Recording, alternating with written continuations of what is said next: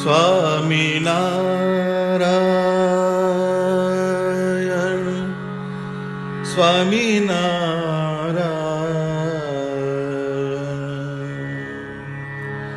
સ્વામિનારાયણ સ્વામિનારાયણ સ્વામિનારાયણ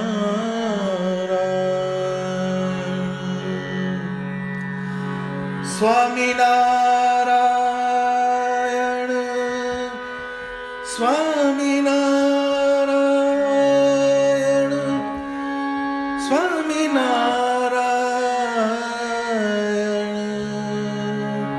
સ્વામિનારાયણ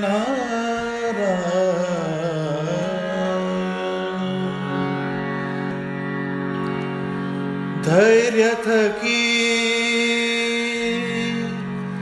ધરીએ ધ્યાન પ્રગટ પુરુષોત્તમ તણુ નિર્વિઘ્ન હોય નિદાન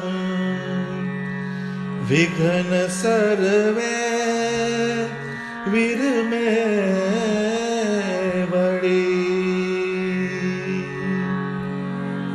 રાત દિન રુદિયામાઈ લીએ એશુ લડાઈ દેખી તેનો દાખલો સાય કરે હરિસોય દેખી તેનો દાખલો સાય કરે હરિસોય સંકલ્પ એક સમાવતા ઉઠે બીજા અનંત જુગતિ કરી જીતી લીએ સાચા કહીએ તે સંત હૈયામાં હિંમત ઘણી હૈયામાં હિંમત ઘણી પાછા ન ભરે પગ પ્રમાદપણું પરહરી મંડ્યો રહે તે મુવા લગ ધૈર્ય થકી ધરીએ ધ્યાન ધૈર્ય થકી ધરીએ ધ્યાન સહજાનંદ સ્વામી મહારાજની જય. સૌ હરિભક્તોને મારા જય સ્વામિનારાયણ. ધ્યાનની વાત લઈને આવતું આ મંગલાચરણ છે. મંગલાચરણમાં જુદા જુદા પ્રકારનું શિક્ષણ આપણને મળે છે. તો આ જે મંગલાચરણ છે એ હૃદય પ્રકાશમાં નિષ્કુળાનંદ સ્વામીની લખેલી આ પંક્તિઓ છે. હૃદય પ્રકાશ ગ્રંથ જે સ્વામીએ લખ્યો એના મૂળમાં ગુરુ શિષ્યના સંવાદ છે. આનો બેઝ ધ્યાન ઉપર છે. હૃદય પ્રકાશ હૃદયમાં પ્રકાશ ક્યારે થાય, હૃદયમાં ધ્યાન ક્યારે થાય, એમાં કઈ કઈ પ્રોસેસમાંથી આપણે પસાર થવું પડે છે, એનું બહુ જ વૈજ્ઞાનિક અને તાર્કિક અને માનસિક પૃથ્થકરણ નિષ્કુળાનંદ સ્વામીએ આ ગ્રંથમાં આપેલું છે. તો ભજન બધા કરે છે, પરંતુ ભગવાનને પામવાનો જે માર્ગ, એમાં 4 સ્ટેપ છે: ભજન, સ્મરણ, ધ્યાન અને સાક્ષાત્કાર. એ 4 પ્રોસેસમાંથી પસાર થઈએ ત્યારે આપણને સ્વામિનારાયણ ભગવાનની મૂર્તિનું દર્શન થાય છે. ભજન સુધી જ રહે છે, એ સ્મરણમાં નથી જતું. સ્મરણમાંથી ધ્યાનમાં જાય, ત્યાર પછી જ એ મૂર્તિનો સાક્ષાત્કાર થાય. તો હૃદય પ્રકાશ ગ્રંથની જે ઉત્પત્તિ, એના મૂળમાં ગુરુ શિષ્યનો સંવાદ છે. એટલે શિષ્ય જે છે એ ગુરુ પાસે જાય છે અને કહે છે, દિન બહુનો દાખલો કરું છું કૃપા નિધાન, પણ આજ સુધી અંતરમાં ભાળ્યા નહીં ભગવાન.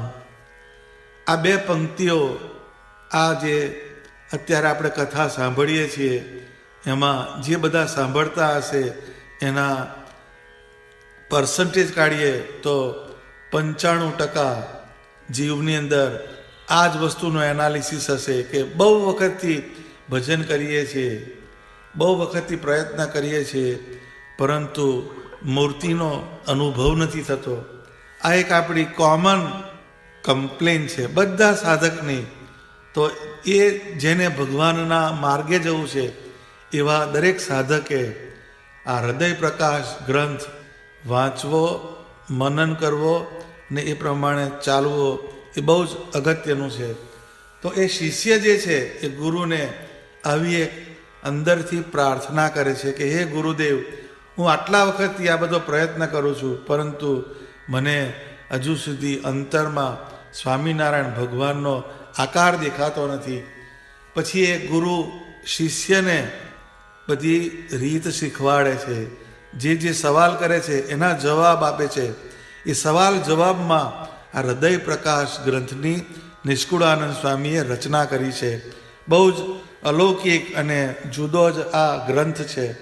તો એમાં ધ્યાનની વાત સ્વામીએ શીખવાડી છે. એમાં ધ્યાનની અંદર જે પ્રક્રિયાઓ કરવાની હોય એનું બધું સાયન્ટિફિક સાયકોલોજીકલ એનાલિસિસ એ ગ્રંથની અંદર મૂક્યું છે. તો ધૈર્ય થકી ધરીએ ધ્યાન, પ્રગટ પુરુષોત્તમ તણું. તો ધ્યાન એટલે શું? તો ધ્યાન એટલે આપણે હિયર એન્ડ નાવમાં રહીએ, હમણાં અને અત્યારે જ્યાં આપણે બેઠા છીએ ત્યાં સ્વસ્થ ચિત્તે બેસવાનું અને એ જ પરિસ્થિતિમાં આપણે રહીએ. અને જે આપણું પિંડ છે એટલે કે શરીર અને બ્રહ્માંડ છે, એ બેનું એક અંદરથી તાલમેલ કરીને અંદર આપણે જ્યારે શ્વાસ લઈએ ત્યારે એ શ્વાસ જે છે એ પુરુષોત્તમ નારાયણનો આપેલો શ્વાસ છે, એ મારા અંતઃકરણમાં પ્રવેશ કરે છે શરીર દ્વારા. અને એ શ્વાસ દ્વારા સ્વામિનારાયણ ભગવાનનું ચૈતન્ય એ મારા જીવની અંદર પ્રવેશે છે. એવી એક ઉચ્ચ મનોદશાને તૈયાર કરીને પછી સ્વામિનારાયણ મંત્રનું અનુસંધાન કરીએ અને જે આકાર આપણને ગમતો હોય એ આકારને આપણે જો કરવાનો અંદરથી. એટલે પહેલાં શરૂઆત ભજનથી થાય છે. તો ઇન્દ્રિયોથી જે ભજન કરીએ, જીભેથી સ્વામિનારાયણ ભગવાનના મંત્રનું, કીર્તનનું આપણે જે ભજન કર્યું હોય, પછી એને રિકોલ કરીને એને સંભાળવાનું. એટલે જ્યારે ધ્યાનમાં બેસીએ ત્યારે આ પ્રોસેસ શરૂ થાય. એટલે ભજનમાંથી જે સ્મરણમાં ગયા હોય તો એ સ્મરણની વસ્તુ આ વખતે કામ લાગે છે. એ સ્મરણની અંદર એ મૂર્તિ આવે, એનો મહિમા આવે, એની લીલા આવે, એનો મંત્ર આવે, એટલે પછી એ વસ્તુ તમને આગળ લઈ જાય અને આકારમાં ફિટ કરે ધ્યાનમાં, અને પછી એ દર્શનના સ્ટેજ ઉપર લઈ જાય. તો ધૈર્ય થકી ધરીએ ધ્યાન, પ્રગટ પુરુષોત્તમ તણું. ધ્યાન કોનું કરવાનું? તો કે પ્રગટ પુરુષોત્તમ નારાયણ, જે આંખો સામે દરેકની છે એવા સ્વામિનારાયણ ભગવાન, એનું ધ્યાન કરવાનું. તો આના સંદર્ભમાં ધૈર્ય શબ્દ વાપર્યો, તો ધીરજ રાખવાની છે. એ ધીરજ રહેતી નથી. પોણા ભાગના જે સાધક હોય એ પડ્યું મૂકે છે. કેમ કે એની જે પ્રક્રિયા જે છે એને સમજ્યા સિવાય એ ધ્યાનના માર્ગે ચાલવા માંડ્યા છે. તો આવા ગ્રંથ, હૃદય પ્રકાશ જેવો ગ્રંથ, એને વાંચીને, વચનામૃતને વાંચીને પછી જો આપણે ધ્યાનના માર્ગે આગળ ચાલીએ તો આપણે એ ધ્યાનને પડ્યું મૂકવું ના પડે. તો આના સંદર્ભમાં સ્વામિનારાયણ ભગવાન ગઢડા પ્રથમના 5મા વચનામૃતમાં કહે છે કે ધ્યાન કરતા મૂર્તિ રોદાને વિશે ન દેખાય તો પણ ધ્યાન કરવું, પણ કાયર થઈને તે ધ્યાનને મૂકી દેવું નહીં. એવી રીતના જે આગ્રહવાળા છે તેની ઉપર ભગવાનની મોટી કૃપા થાય છે અને એની ભક્તિએ કરીને ભગવાન એને વશ થઈ જાય છે. બહુ જ નાનું વચનામૃત છે, પરંતુ એમાં બહુ જ ઊંડો મર્મ બતાવ્યો છે મહારાજે. એ જે ધ્યાન કરતો હોય એને હૃદયમાં મૂર્તિ ના દેખાતી હોય તો પણ કાયર થઈને, એટલે કે એનાથી ડરી જઈને, હારી જઈને, થાકી જઈને એ ધ્યાનને પડ્યું મૂકવું નહીં. જેમ કોઈક માણસ ધંધો કરતો હોય તો એ ધંધાની અંદર એને ખોટ પણ જાય, ખર્ચા પણ નહીં કરે છે, તો પણ એ ધંધાને એ પડ્યો મૂકતો નથી. એવી રીતના જેને હૃદયને વિશે મૂર્તિ ના દેખાય તો પણ એ ધ્યાનને પડ્યું મૂકવાનું નહીં. એવી રીતના જે આગ્રહવાળા છે તેની ઉપર ભગવાનની મોટી કૃપા થાય છે. એટલે જે આગ્રહ રાખે છે અને ધ્યાનને નિત્ય એનું અનુસંધાન કરીને એ ધ્યાનની ક્રિયાની અંદર પરોવાયેલો રહે, એવો જે ભક્ત હોય, એવો જેનો આગ્રહ હોય, એના ઉપર ભગવાન સ્વામિનારાયણની મોટી કૃપા થાય છે. એ કૃપા શું? તો કે ધીરે ધીરે એનું મન અને એનું ચિત્ત, એનો પ્રાણ અને એનો જીવ સ્વામિનારાયણ ભગવાનમાં જોડાતો જાય અને એની ભક્તિએ કરીને ભગવાન એને વશ થઈ જાય છે. એટલે ધ્યાનને પડ્યું મૂકતો નથી. એટલે એની જે ભક્તિ જે છે એને જોઈને સ્વામિનારાયણ ભગવાન એને વશ થાય છે. નિર્વિઘ્ન હોય નિદાન, વિઘ્ન સર્વે વિરમે વળી. એ જે વશ થવાની વાત કરી અને મોટી કૃપાની જે વાત કરી, એને આ પાછલી જે પંક્તિ છે એની સાથે લેવા દેવા છે. નિર્વિઘ્ન હોય નિદાન, વિઘ્ન સર્વે વિરમે વળી. એ નિર્વિઘ્ન ક્યારે થાય અને જે ધ્યાનની અંદર જે વિક્ષેપ આવતા હોય એનો વિરામ ક્યારે થાય? તો કે જ્યારે ધૈર્ય થકી ધરીએ ધ્યાન, પ્રગટ પુરુષોત્તમ તણું. પ્રગટ એવા સ્વામિનારાયણ ભગવાન એમની મૂર્તિનું ધ્યાન કરે, એમના મંત્રનો જાપ કરે, એમના લીલા ચરિત્રનું વાંચન કરે, મનન કરે, અધ્યયન કરે, તો એ જે અધ્યયન દ્વારા એના અંતઃકરણની અંદર જે પોઝિટિવ થોટ્સ આવે એના કારણે નેગેટિવ થોટ્સ જવા માંડે, નિર્વિઘ્ન થાય. એ નિર્વિઘ્ન કરવા માટે ભગવાન સ્વામિનારાયણ સંબંધી જે ક્રિયા હોય એને કરીએ ને એનું અનુસંધાન થાય તો જ એ ધ્યાનમાં બેસીએ ત્યારે આપણને અંદરથી બળ આપે, અંદરથી આપણને શૂરવીર બનાવે અને એ ધ્યાનના માર્ગે આપણને પ્રોત્સાહિત કરે. તો આ વાતને જો આપણે સમજી લઈએ તો ધ્યાનનો માર્ગ આપણને સરળ બની જાય. તો આ મંગલાચરણની અંદર બહુ સરસ વાત નિષ્કુળાનંદ સ્વામી આપણને શીખવાડે છે. આ બધી પંક્તિઓ જે છે એ શિક્ષણની પંક્તિઓ છે. નિષ્કુળાનંદ સ્વામી એ જબરજસ્ત કામ કરેલું છે. એમની દરેક પંક્તિઓમાં કંઈક ને કંઈક એમણે મર્મ મૂકેલા છે. પછી આગળ કહે છે કે રાત દિન રુદિયામાય લીએ એ શું લડાઈ, દેખી તેનો દાખલો સાય કરે હરિસોય. આ જે વાત કરીને કે રાત દિવસ હૃદયની અંદર લડાઈ લે છે. કોની સાથે? તો કે વિચાર સાથે. એને વિચાર ગમે એવા આવે તો એનાથી એ વિક્ષિપ્ત ના થાય.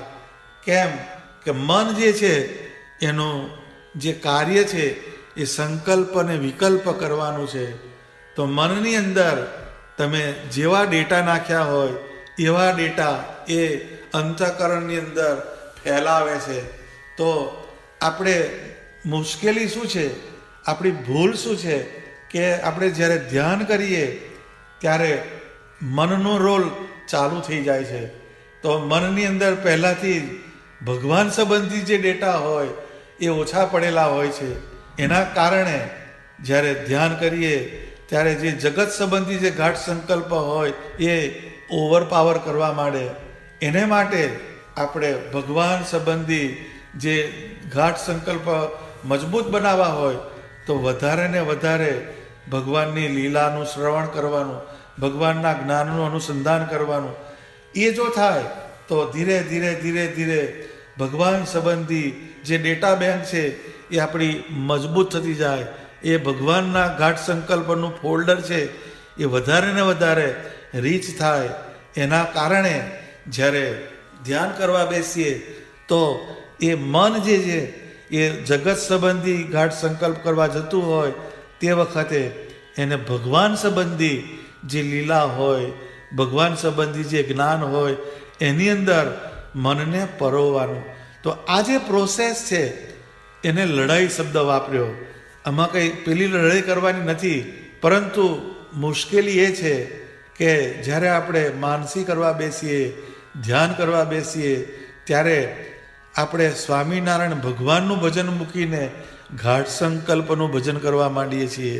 કેમ કે જેવા આપણે બેસીએ, માનસી કરવા બેસીએ, ધ્યાન કરવા બેસીએ એટલે મન એના પોટલા છોડવા માંડે છે. એટલે એ પોટલાની અંદર આપણો જીવ ભરમાય છે કે મારું મન અહીંયા જાય છે, મારું મન અહીંયા જાય છે. પરંતુ આપણે મન અને વિચારથી પણ પર છીએ. આપણે મનના જાણનારા છે, વિચારના જાણનારા છે, મનને આપણે પ્રેરનારા છે. આપણો જે આત્મા જે છે એ મનને પણ કંટ્રોલ કરનારો છે.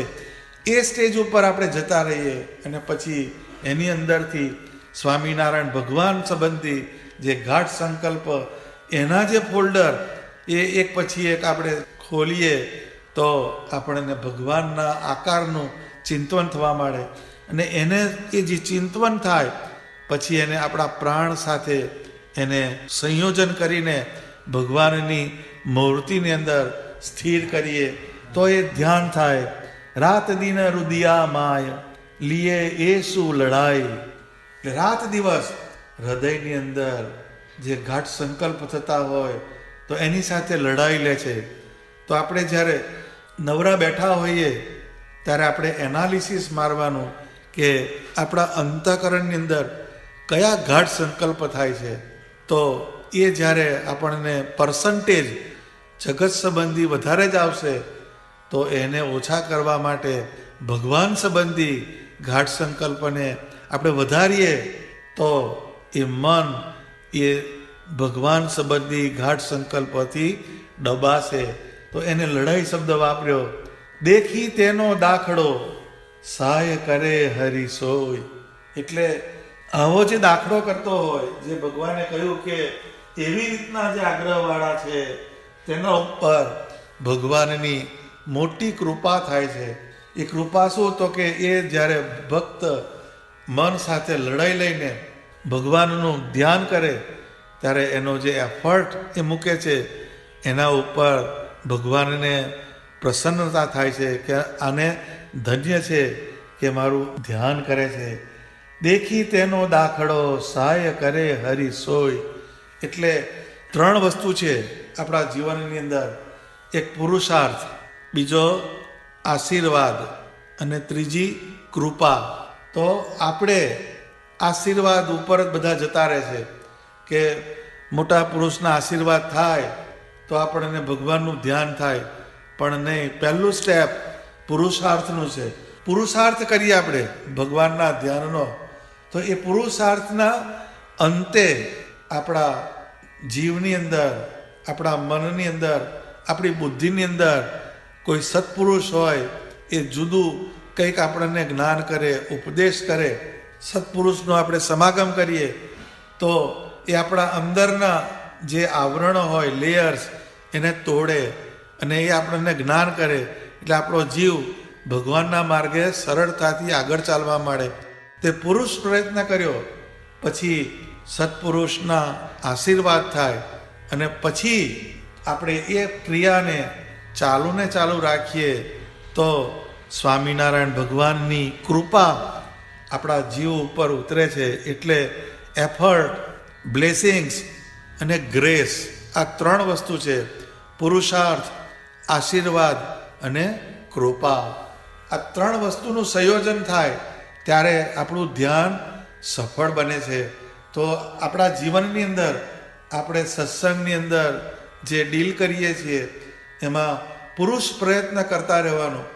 પુરુષ પ્રયત્ન જેટલો ને જેટલો વધે એમાં જેટલી આપણી સિન્સિયરિટી વધે, અને પછી આપણે કોઈક સત્પુરુષ હોય કે જેને ભગવાનની મૂર્તિનો યોગ હોય, જેની પાસે એની કળા હોય, એવા સત્પુરુષ પાસે આપણે જઈએ અને પછી એની સાથે આપણે આપણું જે અંદર જે ચાલતું હોય એનું એનાલિસિસ મૂકીએ કે અહીંયા હું અટકું છું. તો એવા જે સત્પુરુષ કે જેને ભગવાનની મૂર્તિના ધ્યાનનો આગ્રહ હોય, એનું જ્ઞાન હોય, એ આપણા તાળા ખોલી આપે અને એ ખુલી જાય એટલે આપણો માર્ગ સરળ બની જાય. અને એ માર્ગ સરળ બને એટલે પછી એ કૃપાના માર્ગે આપણે જઈએ છીએ આગળ. કેમ કે પ્રયત્ન કર્યો પછી આપણે સત્પુરુષ પાસે જ ગયા તો એના આશીર્વાદથી આપણને એ જ્ઞાન પ્રાપ્ત થયું.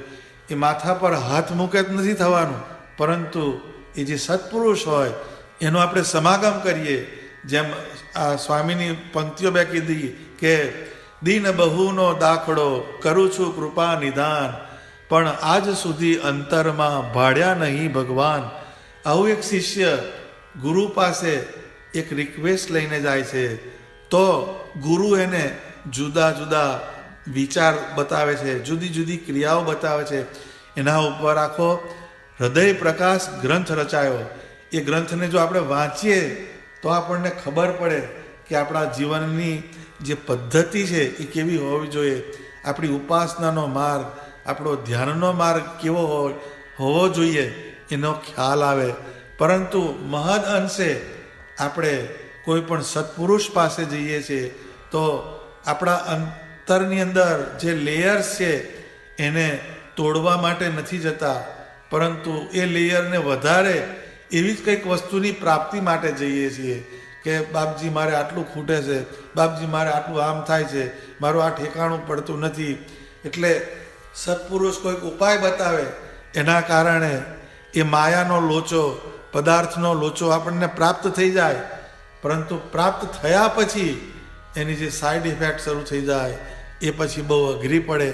તો એ જ્યારે મોટા પુરુષ પાસે જઈએ તો આપણે શું એની પાસે રજૂઆત કરવાની, એની પાસે શું માગણી કરવાની, એ આ ગ્રંથ બતાવે છે કે દીન બહુનો દાખલો કરું છું કૃપા નિધાન, પણ આજ સુધી અંતરમાં ભાડ્યા નહીં ભગવાન.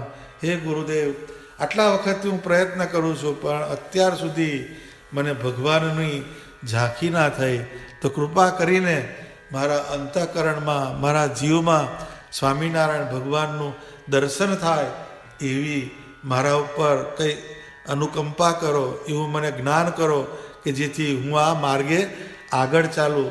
તો આ એક ડિમાન્ડ એ આપણા જીવની અંદર ઊભી થવી જોઈએ. એ ડિમાન્ડ જ ના થાય તો સપ્લાય ક્યાંથી થવાનો છે. પરંતુ મોસ્ટ લેકિંગ પાર્ટ આપણા સત્સંગની અંદર હોય તો ડિમાન્ડનો છે. કોઈ એવી ડિમાન્ડ લઈને સત્પુરુષ પાસે જતા હોય એવા બહુ જવલ્લે જોવા મળે છે. તો એને કારણે આ જે પરંપરા આપણી લુપ્ત થઈ એટલે ધ્યાન અને જ્ઞાનનો માર્ગ ધીરે ધીરે ધીરે સત્સંગમાં ક્ષીણ થાય છે. માટે એને વધારે ને વધારે મજબૂત થાય તો જ સ્વામિનારાયણ ભગવાનની મૂર્તિનું ધ્યાન એ શક્ય બને છે. તો એ જ્યારે આ આશીર્વાદની પ્રોસેસમાંથી જીવ પસાર થાય પછી એના ઉપર ભગવાનની કૃપા થાય છે. દેખી તેનો દાખલો સહાય કરે હરિ સોય. એવો જે જીવ હોય એને ભગવાન સ્વામિનારાયણ એની સહાય કરે છે. જે વચનામૃતમાં કીધું કે એવી રીતના જે આગ્રહવાળા છે તેની ઉપર ભગવાનની મોટી કૃપા થાય છે અને એની ભક્તિએ કરીને ભગવાન એને વશ થઈ જાય છે. આ વશ થાય એટલે કેટલી ઊંચી વાત કીધી. વશ થાય એટલે શું? તો કે જ્યારે એ આંખ મીચે, જ્યારે એ અંદરથી સંકલ્પ કરે ત્યારે એને સ્વામિનારાયણ ભગવાનની મૂર્તિનું દર્શન થાય, એને વશ થયા કહેવાય. તો આ મંગલાચરણમાં બહુ સમજવા જેવી આ પંક્તિઓ છે. તો પહેલાં પેલું ધૈર્ય થકી ધરીએ ધ્યાન પ્રગટ પુરુષોત્તમ તણું, એ ધીરજ રાખવાની વાત કીધી અને ધ્યાન કરવાનો આગ્રહ રાખવાની વાત કરી. પણ ધ્યાન કોનું કરવાનું? તો કે પ્રગટ પુરુષોત્તમ તણું, જે સર્વત્ર સદાને માટે પ્રગટ છે એવા સ્વામિનારાયણ ભગવાન, એનું ધ્યાન જ્યારે આપણે કરીએ તો જ એ ધ્યાન નિર્વિઘ્ન થાય અને એમાં આવતા જે વિઘ્નો છે એ ધીરે ધીરે શમવા માંડે છે. અને રાત દિવસ મનની અંદર જે આંદોલનો થતા હોય એને આપણે વિચારપૂર્વક સમજીએ, એનું એનાલિસિસ કરીએ અને એનું જાણપણું રાખીએ અને પછી એ વિચારના કાપવા માટે શું કરવું એનું આપણે શાસ્ત્રમાંથી ઉપાય ખોળીએ, સત્પુરુષ પાસેથી એનું સોલ્યુશન કાઢીએ ને એવી રીતના પ્રયત્ન કરીને લડાઈ લઈએ અને સત્પુરુષનું સમાગમ કરીએ તો પરિણામ સ્વરૂપે એની જે સત્પુરુષનો આશીર્વાદ થાય, એની અનુકંપા થાય ત્યારે તમને અંદરથી આપણો જે ધ્યાન તરફનો માર્ગ જે છે એ ખુલ્લો થાય. એ સત્પુરુષ કયા? તો કે જેને આ ધ્યાનનો માર્ગ સાક્ષાત્કાર કર્યો હોય. અને એ જો ના મળે તો આપણે આ નિષ્કુળાનંદ સ્વામી જેવા સત્પુરુષ કોઈ નથી.